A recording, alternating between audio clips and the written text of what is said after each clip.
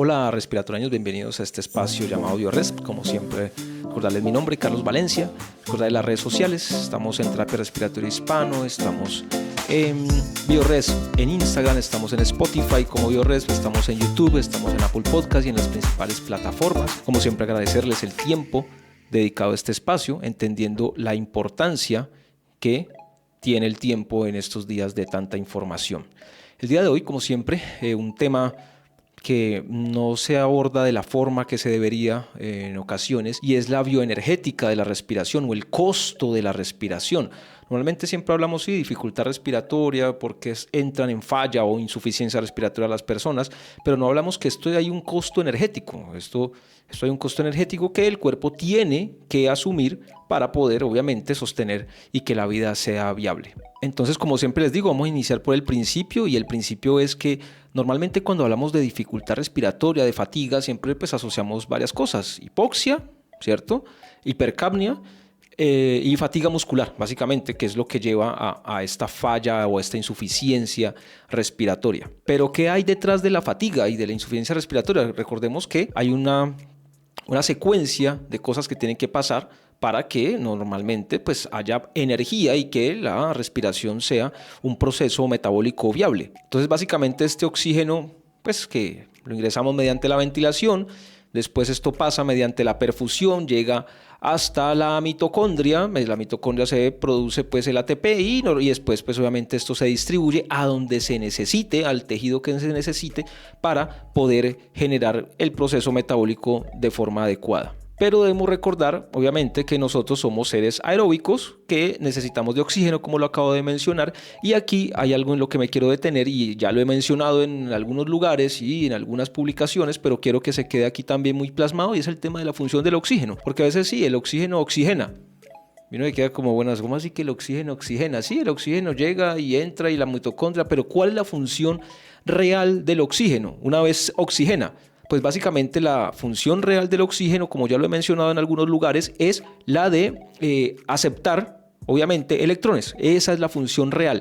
El oxígeno lo que hace es que en esta maquinaria en la que se está produciendo energía, el oxígeno es el mayor o el principal receptor de electrones y permite que este proceso de la producción de ATP pues sea viable. El oxígeno no produce energía, porque es que a veces la gente se confunde. No, el oxígeno es un mediador, ayuda para que este proceso aeróbico sea viable y sea adecuado, pero el oxígeno no es el que produce la energía, porque a veces suele ocurrir esta duda. Tenemos los mecanismos pues ya conocidos: la fosforilación oxidativa, que es donde se produce pues la principal cantidad de energía o ATP 32, ¿cierto? Tenemos la glucólisis, que es anaeróbica, que no es tan efectiva como se quisiera, y la fosfogénesis, o por producción de fosfógeno. Pues yo le digo fosfogénesis, pero es fosfógeno. Digamos que en el fosfógeno simplemente la energía es muy rápida. Esto es ya para hacer un ejercicio que demande alta energía y demás, que de pronto en el tema respiratorio no tiene tanta implicación, porque esto va más a actividades de gran esfuerzo y de explosión, por decirlo así, y hasta las personas que se dedican al deporte entienden un poco más y nos pueden ilustrar un poco mejor en relación a esto. Nosotros somos seres aeróbicos que la fosforilación oxidativa es la principal el mecanismo de la producción de este ATP. Y aquí, ¿por qué es importante? Y me voy a detener un momento a hablar del diafragma. ¿Por qué? Porque es que el diafragma, pues como todos sabemos, es el principal músculo de la respiración, y si este deja de funcionar, pues básicamente entramos en falla o en paro respiratorio.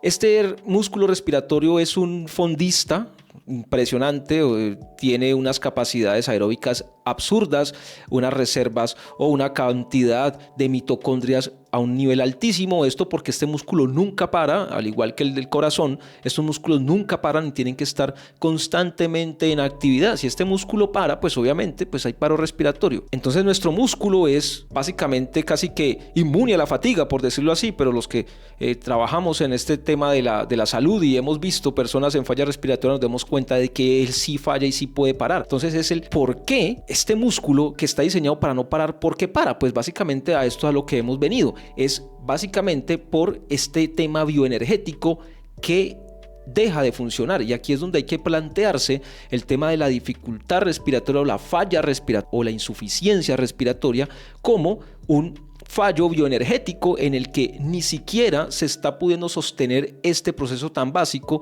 como es el de respirar. Entendemos que cuando hay insuficiencia o falla, los demás sistemas se dejan a un lado y se enfoca principalmente en los músculos, hablando en este momento de la respiración, y en los otros órganos que son los responsables de las funciones vitales. Entonces hay que recordar, y aquí es el tema bioenergético que tenemos que tener en cuenta, porque medir el tema del consumo del ATP del músculo es muy complejo. Es decir, que el diafragma que consume tanto X ATP es muy difícil porque digamos que es multifactorial, pero hablando de VO2, obviamente entendemos que esto se consume del 1 al 3% en una situación normal, ¿cierto? Que no deja de ser alto también, pero cuando pasamos a la falla o a la insuficiencia respiratoria, esto se puede aumentar de un 15 a un 40% del VO2 total, y esto es demasiado, solamente para respirar. Imagínate todas las funciones que tenemos que estar haciendo normalmente, y en un momento en que hay fatiga respiratoria, falla, insuficiencia respiratoria, se empieza a consumir del 15 al 40% de esta capacidad. Esto es demasiado. Hablando de trabajo respiratorio, que normalmente lo medimos en joules, básicamente que el joules es la forma pues en la que se mide el trabajo, esto va de 0.3 a 0.5 joules. En falla respiratoria, esto, o insuficiencia respiratoria o fatiga respiratoria, esto se incrementa mucho. Puede llegar a un incremento de 3 a 10 veces este valor que les acabo de decir. Entonces miremos cómo energéticamente o bioenergéticamente el respirar tiene unas condiciones muy basales, por decirlo así, un consumo muy mínimo, pero en el momento de haber fatiga o insuficiencia respiratoria se eleva. Entonces hablar de consumo de ATP, de glucosa y de otro tipo de moléculas involucradas en este proceso es muy complejo, pero obviamente se entiende que se eleva porque para que haya una adecuada producción de ATP entendemos que pues, obviamente estas moléculas van a estar ahí intervenidas, entonces obviamente se van a elevar. Entonces sabemos que para respirar hay unos costos y hay unos procesos que tienen que suceder. Hablando de bioenergética, hay un trabajo, obviamente en joules, hay un costo molecular hablando de ATP. Obviamente va involucrado el oxígeno, no estoy diciendo que el oxígeno no esté metido, obviamente ya lo acabamos de mencionar, es el principal aceptador o aceptor de electrones y sin él la maquinaria se para, entonces obviamente se necesita oxígeno, no estoy diciendo que no se utilice ni que sea importante, y obviamente requiere una actividad muscular continua, sin parar. El diafragma tiene que estar en íntegras condiciones para que esto siga funcionando. Pero hay algo muy importante que hemos visto mucho en ventilación mecánica y en otros lugares, que es la ecuación del movimiento y la ecuación del poder mecánico. Y aquí, en esta ecuación del movimiento y del poder mecánico, nos podemos dar besos o nos podemos entender cómo es que se activa o se aumenta o se disminuye el tema bioenergético en la respiración, entendiendo las variables que tiene esta ecuación, el flujo, la resistencia, el PIB, la distensibilidad y demás. Entendemos que si alguna de estas variables se eleva de esta ecuación tan importante, obviamente el costo bioenergético va a aumentarse. Entonces es directamente proporcional. Esta ecuación no solamente nos sirve para mirar el tema de ventilación mecánica y del movimiento y la entrada del aire, condiciones críticas, también nos sirve en condiciones basales. Y entendemos que en condición basal, si la resistencia está bien, el flujo está bien, no está pasando nada, la distensibilidad está bien, entonces el costo energético es difícil. Eso es como que si tú vas en tu vehículo y vas a subir una pendiente, obviamente esto va a demandar que tu motor se exija más y el aumento de consumo de combustible va a aumentar, ya sea cual sea el combustible, si es fósil o si es eléctrico, lo que sea que se esté consumiendo va a aumentar porque la maquinaria se va a esforzar, porque va a haber mayor resistencia a esa subida. El asfalto, si está en malas condiciones y no puedes pasar, va a ser mucho más difícil por la fricción y demás, y eso también aplica si tenemos unas vías respiratorias estrechas, con secreciones, con lo que ya todos hemos escuchado y hemos visto en algún momento. Este costo bioenergético se eleva y esa es la razón por la cual bioenergéticamente hay un costo mayor en el momento de la dificultad, la insuficiencia o la falla ventilatoria.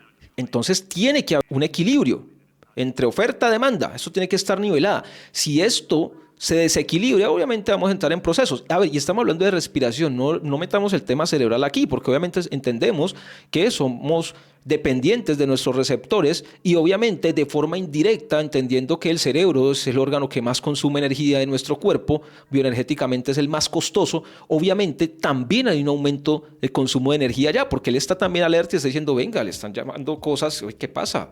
Tiene que activar sensores, hay que activar neurotransmisores y demás, y eso también aumenta el costo bioenergético de respirar a nivel cerebral. Entonces, en las intervenciones que nosotros hacemos normalmente, ¿Qué pasa? Normalmente nosotros en ventilación mecánica, cuando colocamos o cuando utilizamos esta modalidad, ¿qué está pasando? El ventilador, ¿qué va a hacer? Ahorrar energía, porque básicamente bioenergéticamente no es viable respirar y obviamente hay que llegar a que haya un reposo, y la ventilación mecánica básicamente va a entrar en ese reposo, va a ayudar a ese reposo para que posteriormente el proceso que haya llevado a nuestra paciente o esta persona a una falla ventilatoria, pues obviamente se recupere y posteriormente pueda volver a respirar solo, que es algo tan básico que lo vemos y lo sabemos, pero miremos cómo esta bioenergética nos cuesta tanto en el momento de la falla. Cuando vamos a iniciar el destete, ¿qué estamos evaluando básicamente con todos estos test que nosotros tenemos para predecir si va a ser viable el destete de la ventilación mecánica? Vamos a ver si esta energía que tiene bioenergéticamente este paciente, si es viable, si ya tiene la energía suficiente para poder respirar solo. Eso es lo que evaluamos en el destete, porque estamos evaluando actividad, flujo, fuerza de músculos y demás. Cuando llegamos ya a la rehabilitación, ¿qué vamos a hacer? Vamos a magnificar esa eficiencia bioenergética. Eso es lo que vamos a hacer. Vamos a intentar que esa energía que tiene este paciente, esta persona, empiece a potencializarse, a utilizarse de la mejor forma posible para que estos procesos que son tan básicos sean costo efectivos y ya no cuesten tanto como entendemos un paciente, una persona que ha estado ventilada por 15 días con sedaciones elevadísimas, con una atrofia muscular miedosa, que obviamente entendemos que le cuesta mucho respirar. Entonces hay que empezar a adecuarlo a que pueda volver a hacer esta función básica por sí solo. Entonces básicamente la ventilación mecánica descarga la energía. En el destete estamos viendo qué tan viable es esta energía, si esta poca energía que tiene esta persona en estos momentos es viable, y en la rehabilitación lo que vamos es a optimizar el uso de esta energía. Y a ver, no nos vamos a detener en el tema del CO2, porque obviamente todos hemos visto las industrias, todos hemos visto los vehículos que por lo general tienen un escape en el que está pasando ¿qué? Pues obviamente cualquier proceso, cualquier ejercicio, cualquier trabajo demanda un residuo. Y este residuo en este caso es el CO2, y el CO2 es el que nos muestra qué tan buena es esta ventilación, qué tan bueno está haciendo o qué tan efectivo está haciendo este proceso bioenergético. Si normalmente nosotros entendemos que el CO2 elevado nos puede decir una cantidad de cosas, pues obviamente eso también nos está hablando de bioenergética y nos está diciendo qué tan bien está funcionando este cuerpo para eliminar, o qué tanto está produciendo, qué tanto esfuerzo está haciendo para hacer estas funciones. Entonces el CO2 es muy importante evaluarlo en este tipo de situaciones. Entonces, como lo mencioné hace poco, la oferta, la demanda tiene que estar equilibrada, tiene que haber un equilibrio en esto. Y obviamente la reserva, porque si no hay reserva, pues nos vamos a consumir eso súper rápido, entendiendo que el músculo es la reserva del cuerpo. Muchas veces cuando evaluamos personas en los servicios de urgencias, en la unidad de cuidado intensivo, en hospitalización, en la consulta básica, en cualquier lugar, miramos cómo está esta persona estructuralmente, y ahí nos podemos dar solamente con el ojo saber qué tanto o qué tanta reserva tiene. Si nos enfrentamos a un paciente con EPOC, entendemos, viéndolo solamente físicamente, dependiendo pues el fenotipo que tenga, obviamente uno entiende que uno dice, uy, este paciente bioenergéticamente la reserva es casi nula, simplemente viendo su estructura física. Entonces hay que entender el equilibrio que debe haber. Una persona con EPOC, su reserva es nula, es básica, es casi nada, simplemente la gran cantidad de energía simplemente la está utilizando para respirar. No le sobra nada, no le sobra ni un centímetro de energía. Entonces aquí hay que tener en cuenta, y por eso es que siempre evitamos con estas personas con EPOC, exacerbaciones y demás, llevarlo a una ventilación mecánica invasiva, porque entendemos lo difícil que es sacar a una persona de esta modalidad ventilatoria, y sabemos que la reserva es nula. Entonces aquí estamos viendo cómo bioenergéticamente esta persona no está siendo viable para poder respirar sola, y por eso es que evitamos que caiga a estos lugares tan fuertes como son la ventilación mecánica prolongada, porque sabemos que la reserva se va a consumir, y volverlo a meter o incluirlo otra vez en este proceso de la ventilación espontánea es muy compleja, y de ahí la importancia de la rehabilitación. Entonces, para finalizar, quiero que nos llevemos que normalmente siempre estamos viendo la oxigenación, es lo que podemos monitorizar mediante la oximetría de pulso, gases arteriales, ahí vemos cómo está este oxígeno, es lo que tenemos en la clínica normalmente, pero entendamos y vayamos un poquito más allá, que en realidad,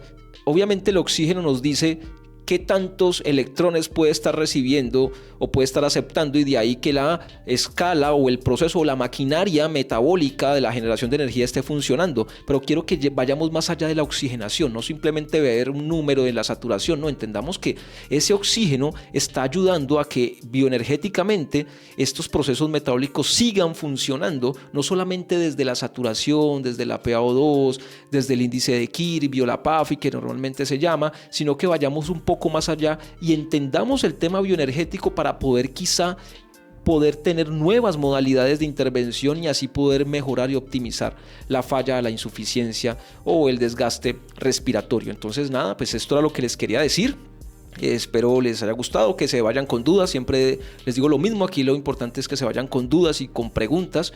Hay tonelada de información por ahí en el internet, en todo lado, para que lo gasten y nada. Muchísimas gracias por estar aquí. Recordarles mi nombre, Carlos Valencia, BioResp, terapeuta respiratorio. Estamos en las principales redes: Instagram, TikTok, Apple Podcasts, YouTube, Spotify, bueno, en las que usted quiera. Si usted tiene una plataforma así de esas raras, ahí también estamos. Y nada, muchas gracias por estar aquí conmigo y nos vemos en la próxima. Chao.